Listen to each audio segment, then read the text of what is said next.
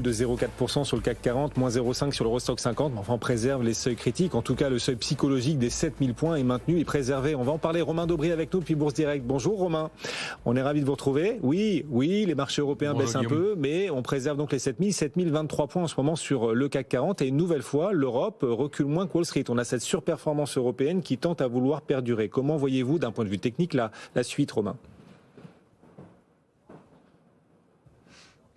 Bien une phase de consolidation qu'on a entamée jeudi dernier avec une ouverture en baisse, un gap baissier et du volume un petit peu supérieur au jour précédent.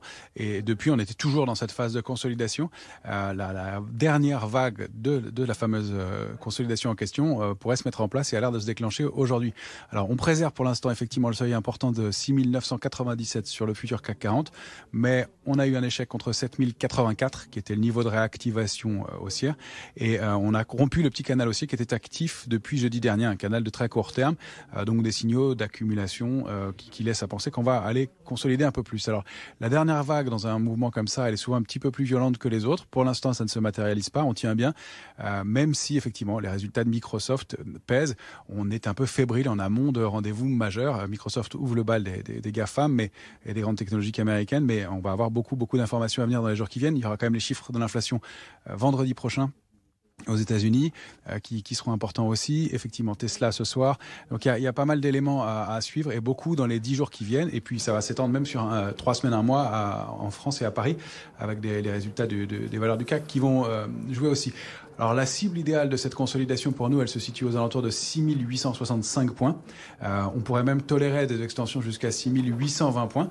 C'est un mouvement qui est assez légitime compte tenu de l'accélération haussière qu'on a connue en début d'année, qui met du temps à se mettre en place, mais qui se fait de façon assez technique pour l'instant, avec des opérateurs qui sont quand même prudents, qui restent couverts, les portefeuilles sont couverts, il n'y a pas de complaisance du tout, même si on est monté rapidement, et donc un manque d'intérêt du côté des marchés dérivés qui laisse à penser qu'effectivement il y a un peu de retrait de la part des opérateurs qui se manifesteront, nous on le pense, un peu plus bas pour retrouver des points d'entrée plus intéressants. Mais pour l'instant, c'est une séquence de consolidation légitime et normale.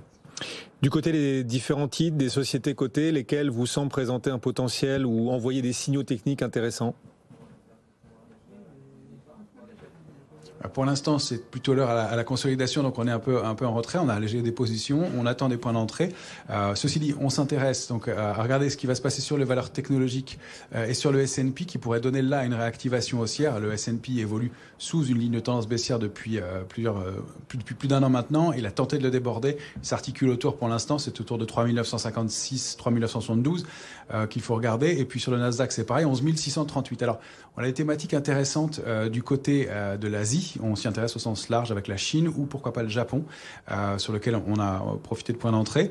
On peut travailler aussi ces secteurs-là avec des paniers de valeurs qui sont intéressants, avec des thématiques comme l'économie digitale ou encore l'intelligence artificielle, donc sous forme de fonds et de façon assez large. Pour les titres, on attendra un peu de repli pour se repositionner de façon plus agressive, ou alors au débordement en clôture de 7084 sur le futur CAC 40. C'est pas le scénario privilégié, encore une fois, on s'attend plutôt à pouvoir rentrer sur repli, mais pas très marqué. Il y a beaucoup d'opérateurs qui sont probablement passés à côté de la séquence de hausse. Il y a encore beaucoup de liquidités disponibles dans ce marché. Romain Daubry avec nous depuis Bourse Direct. Merci beaucoup Romain. On reviendra bien sûr sur les publications du jour qui déçoivent en l'occurrence celle de Boeing, repli d'un peu plus d'1% à Wall Street, Boeing en ce moment, celle de Microsoft, repli d'un peu plus de 3% Microsoft en ce moment. On y reviendra après 17h avec tous nos experts marchés et vous avez